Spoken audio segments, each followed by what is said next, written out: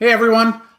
Today's discussion is about medication safety. What is the journey for a pharmacist who's interested in medication safety to actually go in and change what actually happens and to actually make a difference in medication safety? We're going to have a guest on today. You can see her.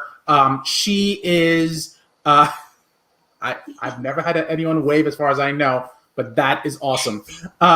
She's actually gone down a direction that I've always wanted to explore, and it's going to be really, really fun. So if you are in medical affairs and you are curious about medication safety, you should care about today's discussion, because this tells you about the types of people who are doing work and changing people's lives individually, just like you do.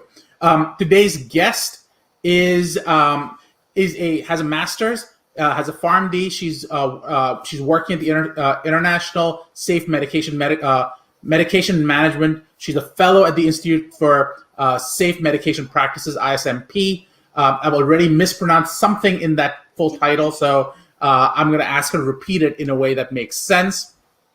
Our guest for today, Sunny Rowe. How are you, Sunny? Hi, I'm doing well, Darshan. Well, if you really want to challenge yourself in pronouncing, my real name is Myung-Sun Rowe. I go by Sunny for short, yes.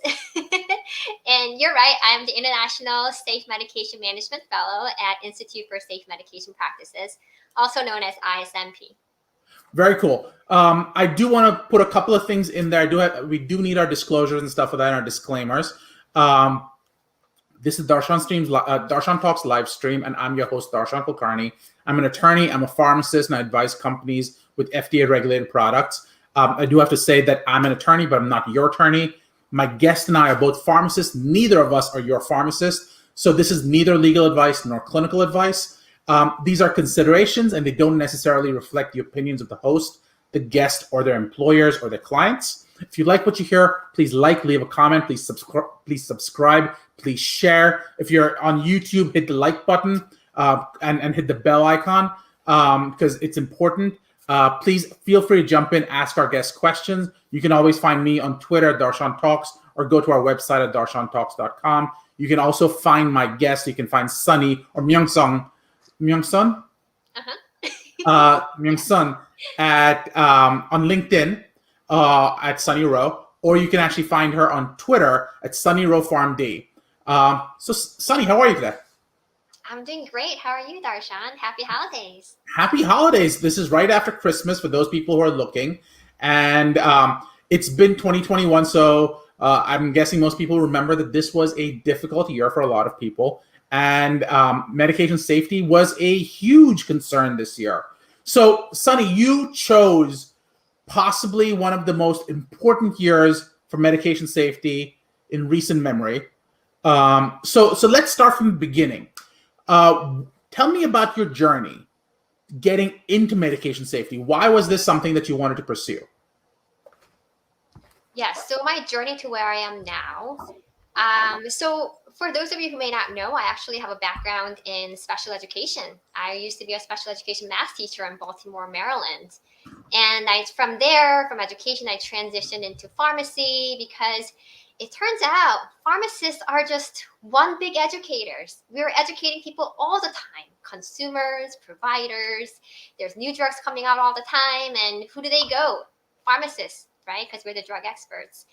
And so I went to pharmacy school at Temple University School of Pharmacy. And then I did my residency at Thomas Jefferson University Hospital in Philadelphia. And, medication safety initially wasn't on my radar per se, like specifically. I knew I always wanted to go kind of down the drug information research education route. But my first experience with medication safety really came in when I had this fateful encounter in residency where I helped this handicapped elderly patient and her daughter, who was her caregiver, clear up misunderstandings about their medication use that they've been using for over 10 years. And I submitted an error report at my institution, and it actually went up, and it led to a systemic change. And so it made me realize that, medication safety, it not only affects patients at the clinical, patient caregiving caregiving level, at the patient level, but it really happens at the systemic level with multidisciplinary teams and multifactorial aspects. So, that's how I kind of got into it, and I looked into the fellowship at ISMP, and this is where I am. So let's kind of point out, you already have friends who are listening in. Iman's mentioned she has a passion for this combination of pharmacy law and medication safety. She's really happy to see you. So so Iman, thank you for coming on. This is awesome to have you on. So thank you. Let's start from exploring that. You talked a little bit about your experience as a special education teacher. Have you found any commonalities between addressing the needs of children who have special needs and patients who may be compromised in other ways? And has that played a role in how you see medication safety? Oh, absolutely. There's so many ways that they intersect. One thing, first of all, that just comes to my mind is education. Mm-hmm. I come from a family of educators. My mom, my dad, my brother have all taught in their lives at one point. And so education was something that I, just initially went into after graduating from my undergrad at Johns Hopkins in Baltimore. And it's not just about teaching others, but it's teaching myself too. Because as you know, with COVID, with the pandemic, times are constantly changing. So it's so important for medication safety specialists, officers to stay on top of what is going on. And at ISMP, we do that with error reporting. So we have a voluntary error reporting service program that people can just submit their reports to, and we respond to it. And that's actually kind of at the heart of ISMP, and that's where a lot of our educational materials, our inspiration for summits, our guidance documents, that's where a lot of our materials come from. So education is first and foremost. And second is advocacy, awareness. One of the things that I really cherished as a special educator was just advocating for kids who couldn't speak for themselves. Dealing with underprivileged population, kids with special needs in inner city Baltimore.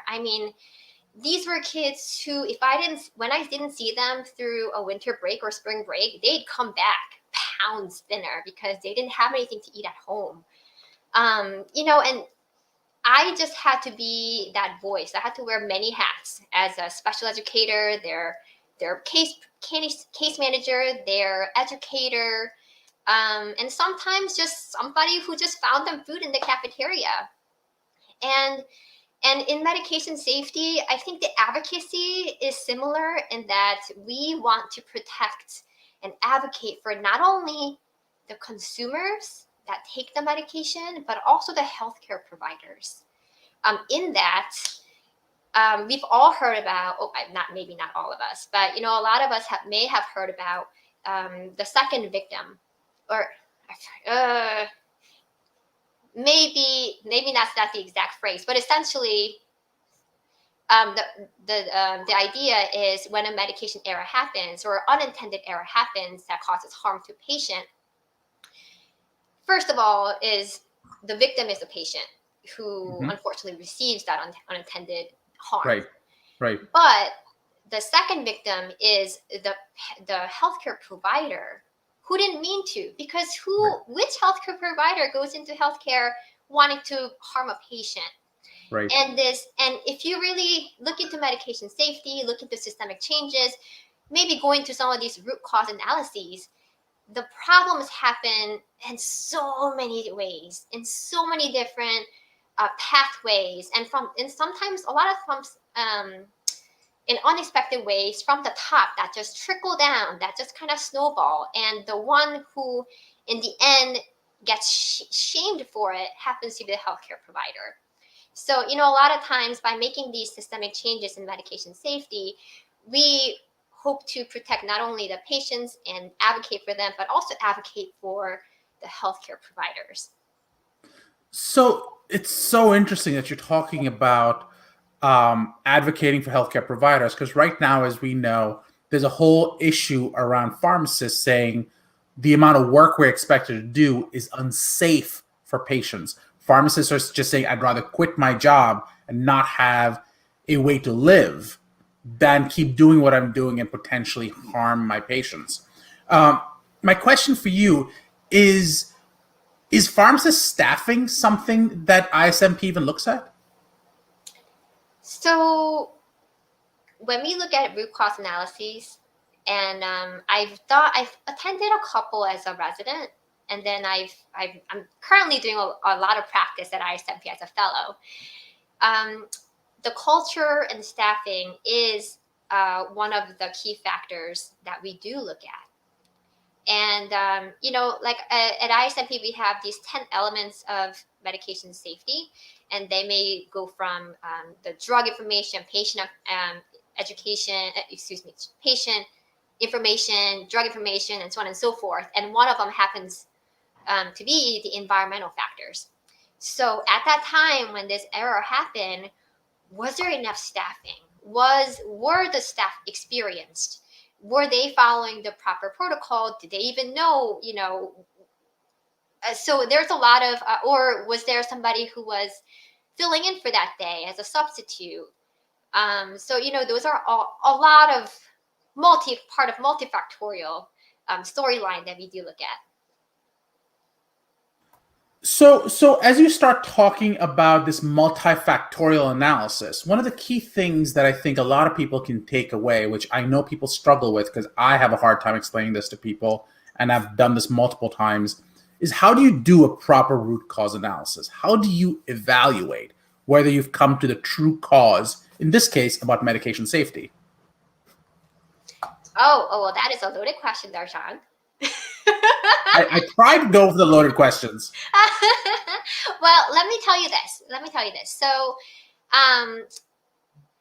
So ISMP has regular workshops for medication safety officers or healthcare providers who are involved in medication safety regularly throughout the year. And we do talk about RCAs and ECRI, which is our company, another nonprofit patient safety organization that ISMP is affiliated with. We also conduct RCAs as well. So if you're interested, you can attend those.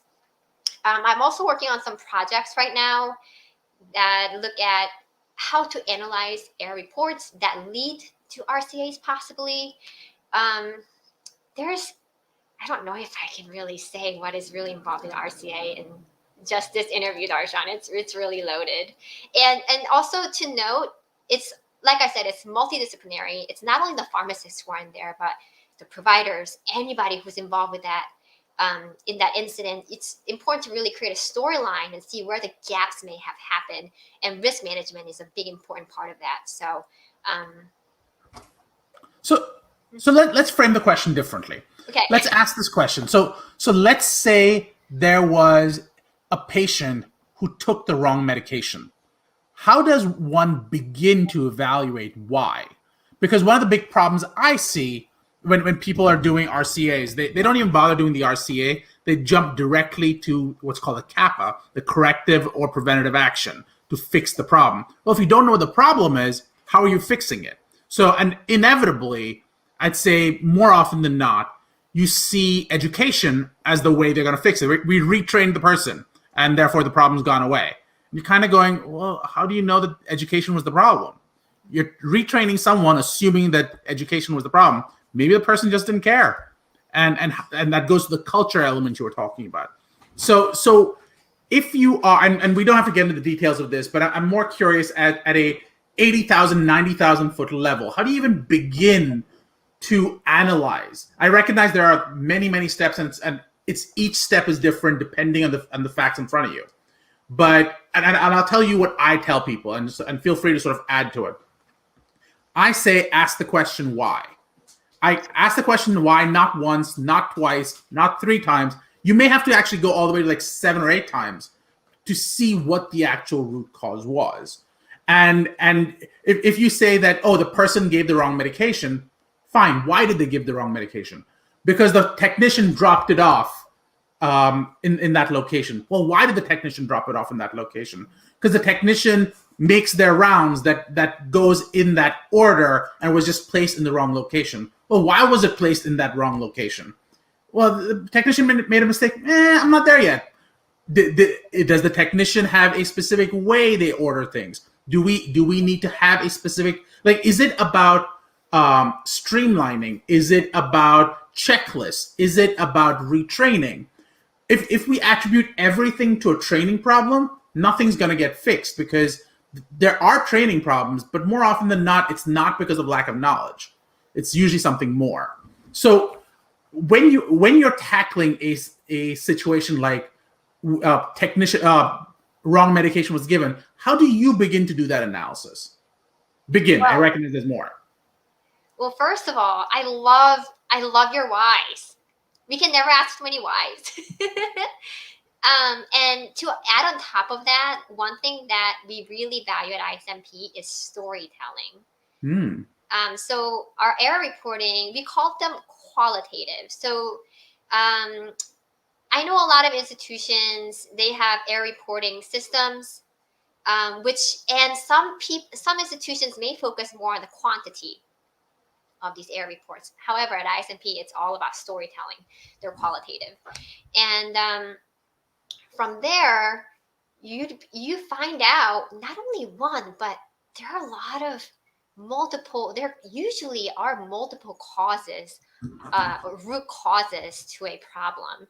And honestly, what is so interesting to me, and the reason why I love these root cause analyses and med safety analyses, is that you go into a meeting thinking, oh, the patient overdosed on potassium. Oh, the patient received penicillin when they had allergies to it. What was the problem?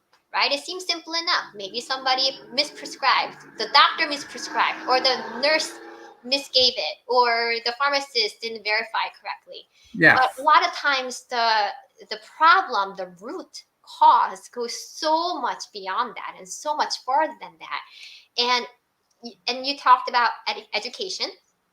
And at ISMP, we actually categorize the effectiveness of these strategies and these action plans. So we categorize them in terms of high leverage, medium leverage, and low leverage strategies. And actually, I hate to tell you, the education portion comes in the low strategy. Low leverage, because like you said, they may be variable, they may not be standardized, not everybody may follow it. It may be, there may be accountability that's lacking. So the high leverage that's really recommended are the foolproof strategies, and those come at the system level. So those are the strategies that you work with administration with, that you work with the IT with the EHRs. Those are the ones that create the hard stops, the alerts. For example, when you're talking about smart pumps, there are soft stops and there's a hard stop.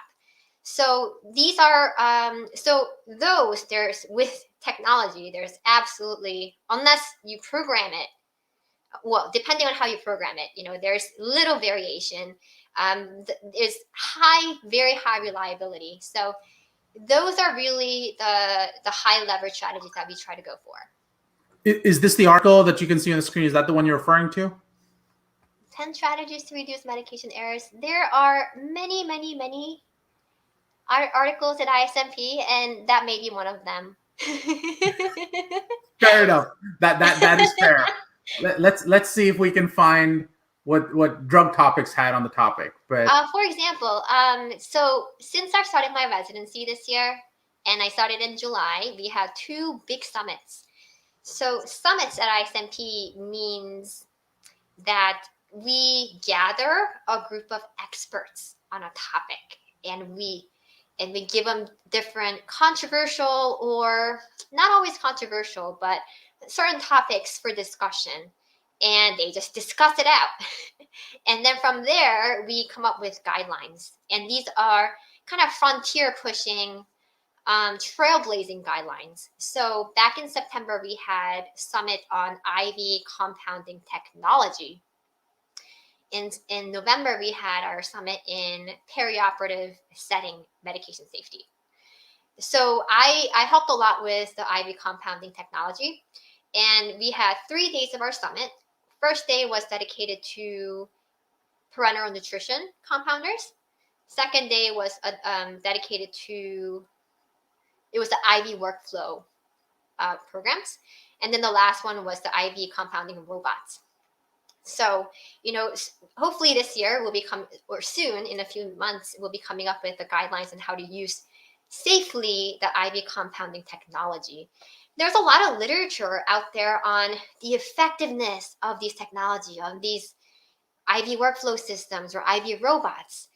There's case stories on how to implement them in reality, in real life setting institutions, but there's no real guidance on how to safely implement them. And, that's what we really try to push at ISMP. And that's how we gather all these safety experts from USP, FDA, Joint Commission, from ASPEN, from the industry vendors, from hospital healthcare providers, nurses, doctors, pharmacists from all across the spectrum. And we really put our heads together and try to come up with the best guidance.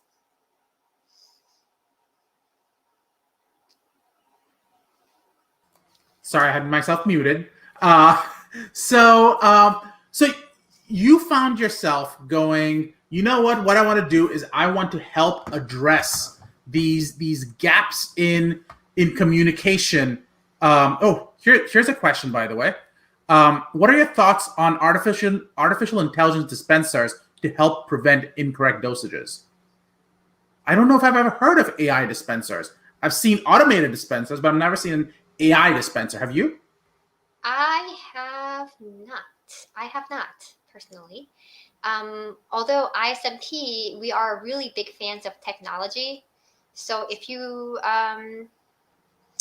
have specific experience with that, if there is something that you'd like to maybe tell us about, we'd love to hear from you. We're a nonprofit that kind of works on this continuous feedback system from the public. So, we're always open to ideas. Like the other day, we had a very meaningful discussion on independent double check by pharmacists versus, double check versus single check by pharmacists. So again, we're always pushing the frontier. So I haven't heard of it, but I welcome you to message ISMP or just message me on LinkedIn. Now let's talk a little bit about. Scott comes in and says, "Sounds like some great intellectual property on that." So yeah, probably. But let's talk a little bit about that. And I recognize we're running out of time already, and we can ask 1,000 more questions here because it's so interesting. But when you're talking about, do you tend to deal with today's problems or the problems that are coming up at ISMP? And what is it that drew you to doing your fellowship there? And what I mean by that is, do you find yourself going, you know what I really want to do? I want to work on single check versus double check. That's a big question that pharmacists deal with. That is a today problem. Tomorrow problem is use of machine learning and AI dispensing technologies. And should pharmacists necessarily be thinking about, did we carry the molar concentrations over?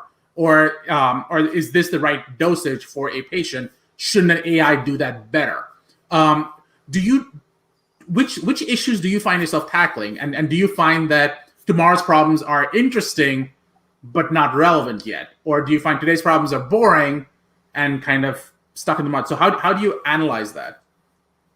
Oh, Darshan, that's so many questions in one. It is. I appreciate you. Well, okay. So what I like to say first is that a lot of issues in medication safety, they repeat. And a problem that you see today probably happened decades ago. Right. So, for example, how ISMP first started was with Mike Cohen writing a monthly column on medication errors in the Journal of Hospital Pharmacy in the 1970s. And that was forever ago. Yeah, that is not present. But, okay, the very first medication error and the very first column that he wrote about actually dealt with insulin problem. There was a prescription. That never happens anymore. There are no insulin problems at all anymore. So I don't know what the problem is.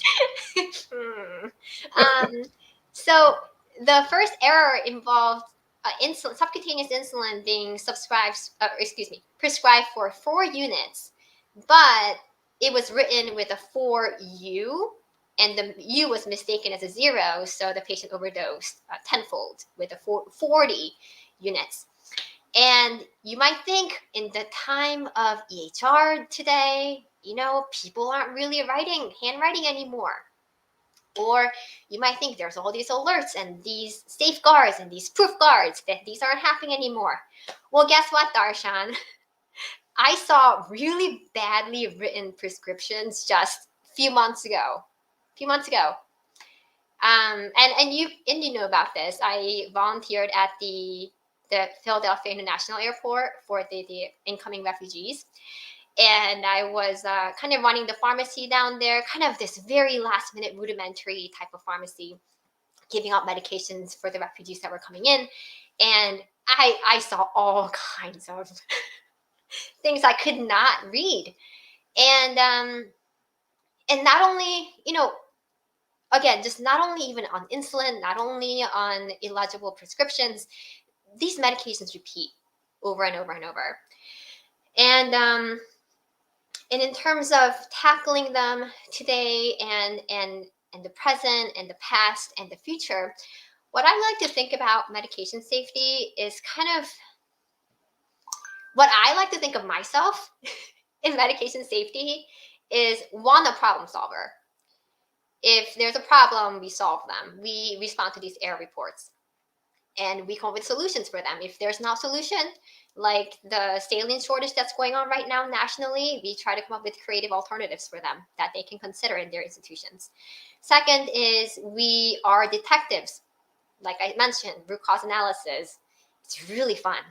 It's really, really fun to hear everybody's stories and put them together like a jigsaw puzzle, and then create the comprehensive storyline, and then create an action plan there with a SMART goal. And the last thing I like to think of myself as a medication safety pharmacist is, okay, I haven't told this to anyone yet, but it's kind of, I like to think of it, okay, in honor of me watching a Spider-Man movie later this evening, but it's kind of like a Marvel hero, like a Batman. You have to be vigilant all the time. So if you think about what a medication safety officer does in an institution, they receive error reports, they aggregate them, they trend them, they report them, and they try to predict what's going to happen, and they act on it. Not only that, there's, to Batman, there's Fox, right? The one who comes up with the cool gadgets. Medication safety experts or the specialists, what we love to look at are, like I said, are the high leverage strategies. And a lot of them come with technology because those are foolproof. If we program a robot to only read apples, they go through apples and oranges and lemons, they're only going to read apples. Barcoding is foolproof. So, so medication safety, what I love about it is it's just a big marinade of what happened in the past, what's going on in the present, and what's going in the future, right? For example, just a few weeks ago, I received a question on the voice-activated prescriptions in the perioperative setting. And that's really pushing the frontier. And that was discussed at our perioperative safety summit as well. So again, it's kind of like a marriage of all these issues and technology and solutions. So it's acting both proactively, reactively, hopefully not reactively, but it's a lot of vigilance and proactive thinking and solutions. So of course. So Sunny, we're getting towards the end. We're well past what I usually would schedule, but this is such an interesting topic. Now the truth is, your fellowship ends at some point. What does a student who was like, I don't know what I want to do, and they've now gone into doing a fellowship, at the end of the fellowship, what are the opportunities that are available for someone like you? Somebody who's basically been done a fellowship at ISMP, and is now looking for new opportunities, what might they be looking for? What are some types of jobs, for example, you would consider? Oh, okay. Well, just looking at last year's graduate from ISMP, we had a graduate go on to the industry. We had a graduate go on to the FDA. We had a graduate go on to a medication safety officer at Mayo Clinic in Rochester.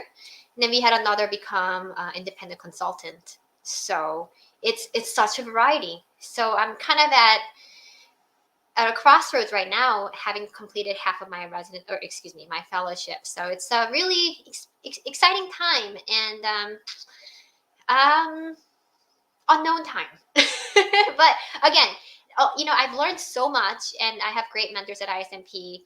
And yes, I am focused on medication safety, but in order to do my projects, there are so many skills that I've learned and really polished this year and really practiced. And it's been and especially one of them is giving presentations, research, writing, editing, project management. And these are not quite the skills that maybe we were learned specifically in pharmacy school, but ISMP has been a great catalyst for me to develop these or just polish these. So, I'm looking forward to the next chapter. I'm not quite sure what that looks like right now. Very cool. Let's ask one. Usually ask like 5 questions. I'm going to ask one question for you, for you to answer. What would you like to ask the audience? So, kind of going along the last question that you asked me, since again I am at halfway point through my fellowship now. And like you said, Darshan, like so many has changed with COVID. And I know I've listened to your former podcasts, Darshan, and you talk about the great resignation and the change in demographics a lot in the workplace. I would like to ask the readers, what are some things that you've begun to appreciate more now than in the before, compared to before, in the times of the pandemic, in times of this change in workplace demographics and other things that are going on right now, other changes that are going on right now? For somebody who's looking for a job, are there any specific non-negotiables that you learn to hold on to, and any pearls of wisdom would be appreciated? So I'll give you mine. Mine is, and I think it changes over time. I think what mine is now was definitely not 10 years ago. And what it is now is quality of life is incredibly important for me. 10 years ago, I found myself saying, I want to learn and be around people. And to me, that was critical. But now I just want to make sure that I truly enjoy what I'm doing. And the funny thing is I enjoy it. In retrospect, I enjoyed everything I did before, but it's become it wasn't why I decided to do certain things. It was, I want to get experience in something, or I want to transition out of this into something else. Now I've kind of reached a point where it's not about that. It's about, I just want to make sure I have a good quality of life. And I think that people who are in COVID have connected and realized what is important to them. Tia has a comment as well. Look for an employer that offers flexibility and respects their employees. So there you go. You've got feedback as well. Thank you, Tia. And I asked this question to you before, and I've been passing this along the whole time. But how can people reach you? LinkedIn, and it's linkedin.com/SunnyRow. You can also connect with me on Twitter. My handle is PharmD. And I'm going to go on the limb and put it out there and share my Instagram, which is pretty new. If you'd like to just follow with me on a casual level and see what I cook up on a daily basis. Okay. The handle is Sunny Sunshine Row. Sunny Sunshine Row. Even I didn't have that information. So there you go. This was amazing, Sunny. Thank you so much for coming on. I'm so excited to have you on. I do hope you'll consider coming back. I don't know if you'll have a chance before your fellowship ends, but we definitely should bring you back after that, or during that if they're open to it as well. Thank you again, and we'll be in touch. Oh, just one more thing. Yes. It was called a secondhand victim. Secondhand victim. Yes. Ah, there you go. Not second victim, secondhand victim. Yes. It's been like secondhand smoking. Well, it's been a pleasure, Darshan. Thank you so much for having me. It's always so good to see you. Pleasure.